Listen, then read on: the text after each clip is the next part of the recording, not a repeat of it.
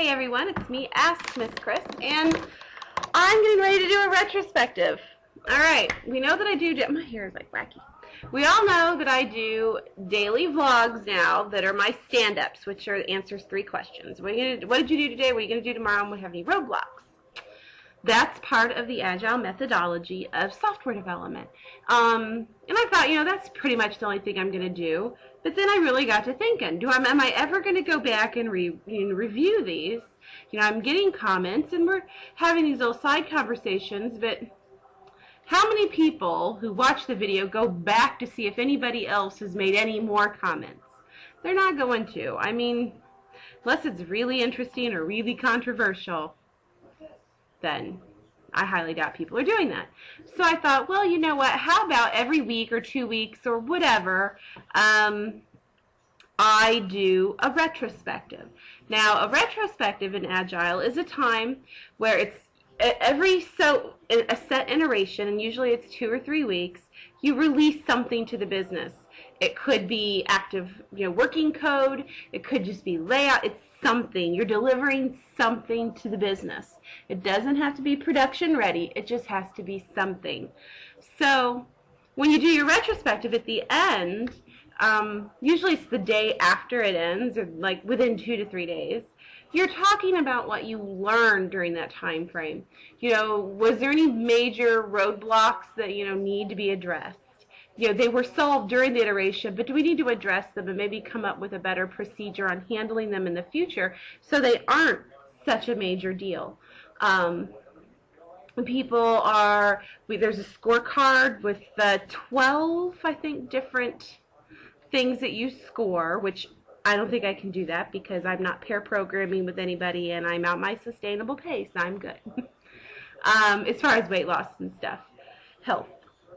But a piece of it is looking back, and it's a retrospective, so you look back on what you've done and you come up with these elements. What do you want to start doing? What do you want to stop doing? What do you want to keep doing, like you're at a good pace and you like it? What do you want to do more of, and what do you want to do less of? And I thought, you know what, I can do this, and I can do this by reviewing the comments on the videos.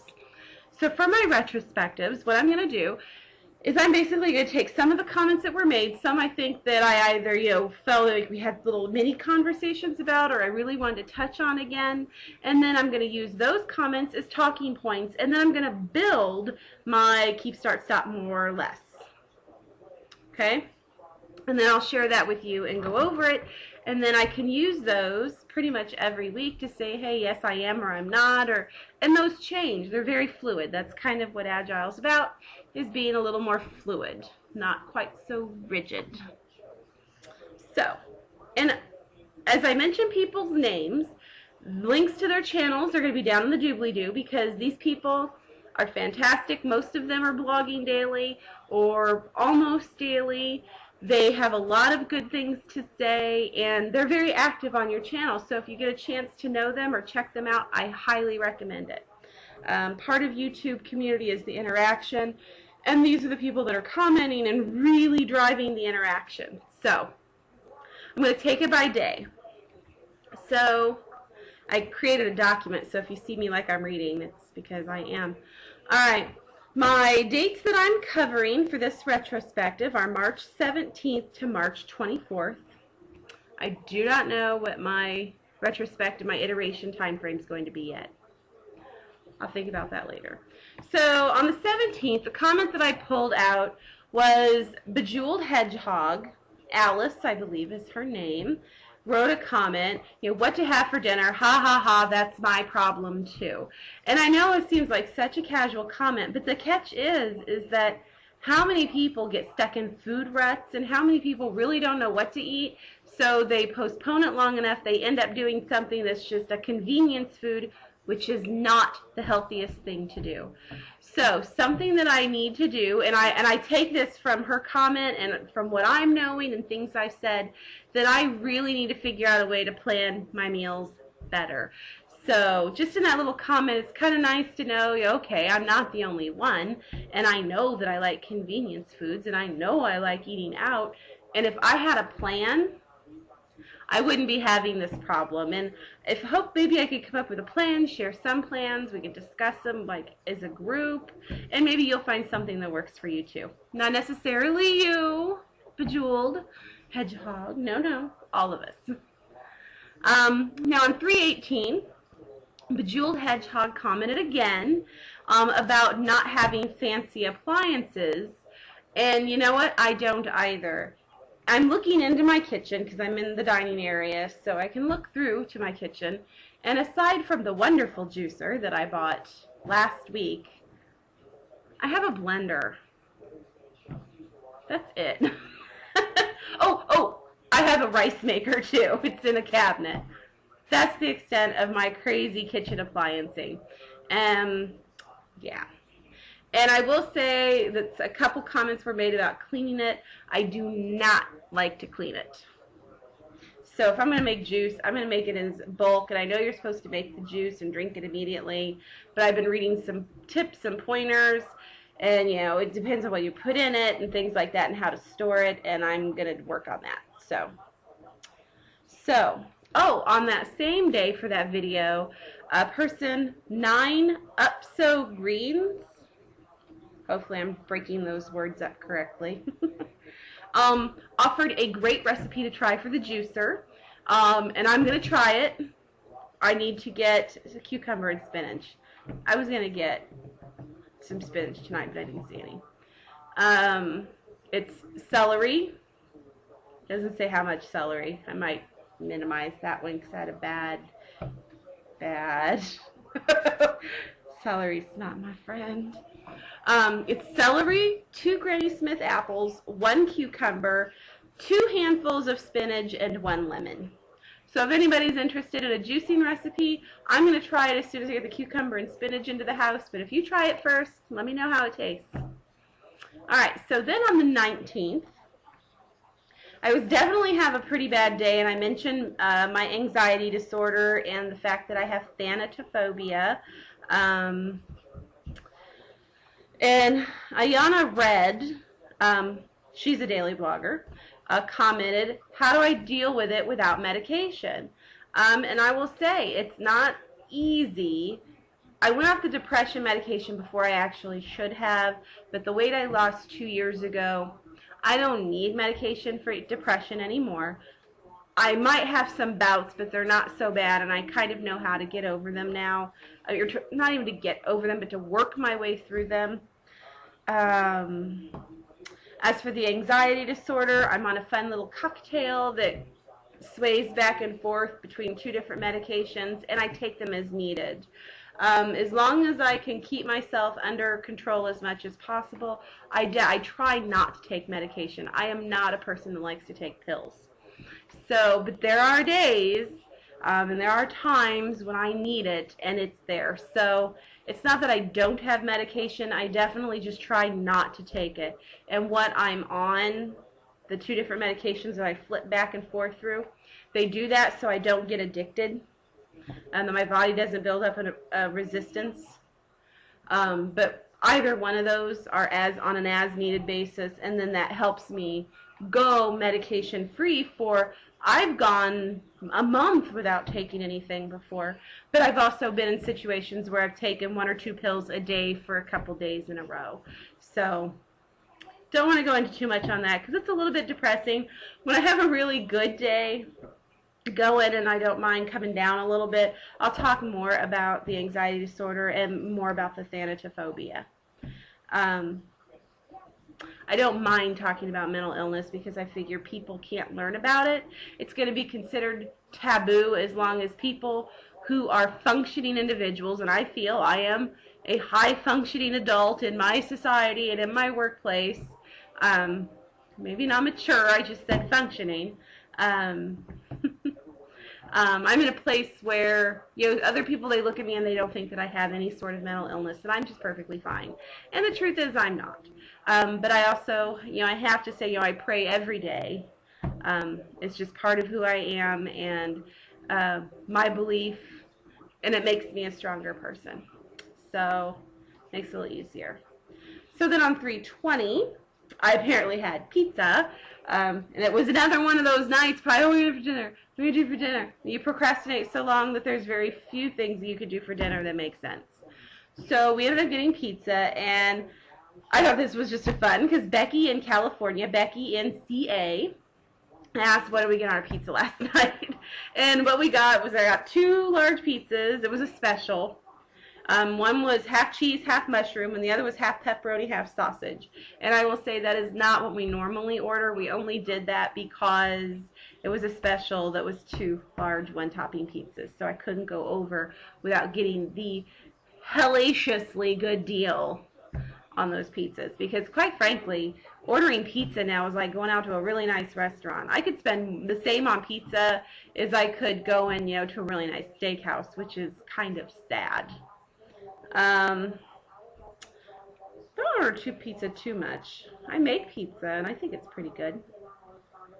Alright, on 3/21 then I did a video, and of course at this point I would say during my week, because I started my new job last Monday, or the Friday before, but I really didn't start until Monday. It is a very stressful job. And gal, I think her name's Cece actually, 1975 C. Colvin, she suggested that I should do some meditation to help with the stress factors in my life and some of the issues that I'm going through. And personally, I think that's a great idea, and you'll see that it made my table. On that same video, Ayana Red brought up that that maybe I was underestimating the power of emotions when it comes to motivation. And I want to apologize because I messaged you back and I didn't think about how the tone was going to be taken. So I did not mean it to offend you. But I am a very logical person, but I'm very understanding and very hypersensitive to my emotions and my physical being. And I think that it comes between just some issues that I really don't have enough time to go into right now. Not issues, just things about me that I can't really go into right now. And no, I don't think I underestimate emotions as far as how they affect our life. But when I'm looking at something like motivation, I can look at it from a very textbook, very clinical point of view. The analytical side of me can really pop in. And it's not that I'm ignoring the emotions of motivation, but it's because with the emotions, it can't really be measured, because how you view it overall and how I view it and how it affects us, it can be very different, even though it's technically the same. About anything when you're talking about psychology it's a trend. People tend to be a certain way. People tend to make certain decisions, but there are always going to be those outliers, those people that might do something just a little bit differently, although naturally, when you speak of the majority. So I definitely didn't mean to offend with my comment back, because it's like I am in IT, and a lot of people see me as an IT person, but I have a very extensive background in several different fields of study. So yeah, I'm very versatile in my education. We can go over that sometime too.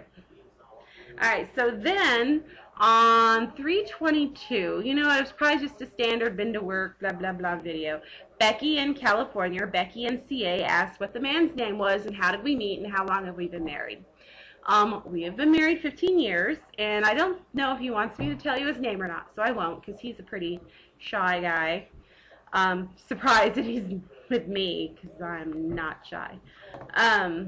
But as far as how we met, I did post a video, which she went and read it and commented on it, or went and watched it and commented on it. If anybody else wants to, the video is called I Married My Own Axe Murderer, and I will link to that down in the comment box. Alright, so the last day in my retrospective is the 24th. I didn't really have a whole lot of comments there except those about me yawning a lot.